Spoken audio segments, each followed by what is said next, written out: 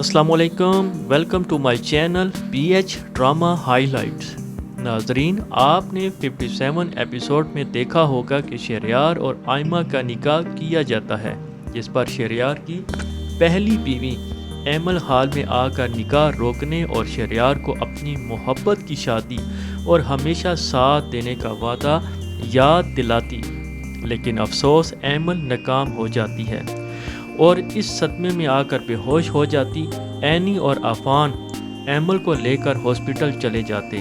ایمل کا check up ہونے کے بعد لیڈی ڈاکٹر رپورٹ کے مطابق اینی سے کہتی کہ اکثر ایسے موقع میں صحت گڑبڑ کر جاتی ہے، جس پر اینی نے کہا کہ میں کچھ سمجھی نہیں۔ ڈاکٹر نے کہا کہ آپ کی بہن امید سے ہے، یعنی پریگننٹ ہے۔ خوشی کی یہ خبر سن کر اینی خوش ہو جاتی اور اللہ پاک کا شکر ادا کرتی۔ پھر اس کے بعد ایمل کو ہاسپٹل ہی میں چھوڑ کر شادی ہال کی طرف چلے جاتے اور یہ خوشخبری شہریار کو سنانے کے لیے کہتے تاکہ وہ آئمہ کے ساتھ نکاح نہ کر سکیں۔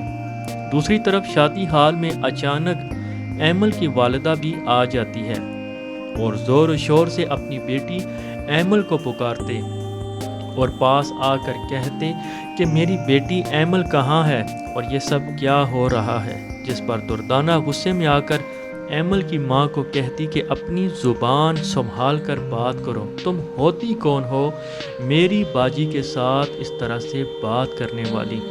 بس یہ بات کہنے ہی کی دیر تھی اور ایک زوردار تھپڑ دردانہ کے منہ پہ بجتا اور باقی کے پاس کھڑے سب حیران ہو جاتے اور جواب ملتا کہ میں ہوتی کون ہوں؟ میں اس بیٹی کی ماں ہوں جس کی خوشیاں چھین کر اپنی بیٹی کی جھولی میں ڈال رہی ہو۔ تم دونوں ماں بیٹی نے سازش کر کے میری بیٹیوں کا سکون برباد کر دیا ہے۔ پاس کھڑی فاخرہ غصے میں کہتی کہ زرین، تمہاری اتنی ہمت کہ تم سب کے سامنے میری بہن پر ہاتھ اٹھاؤ۔ اس کے بعد کرارا جواب ملتا کہ چپ ہو جاؤ، تم بہت برداشت کر لیا تمہیں بھی، اب میں اور برداشت نہیں کروں گی۔ میں پہلے بھی اپنی بیٹیوں کی وجہ سے تم جیسی کھمنڈی عورت کو برداشت کر رہی تھی۔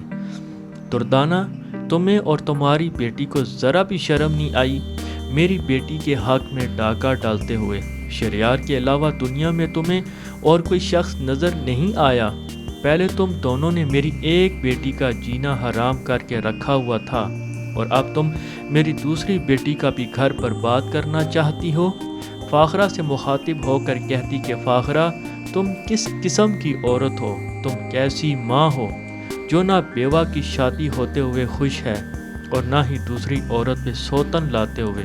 افسوس ہے تم جیسی عورت پر۔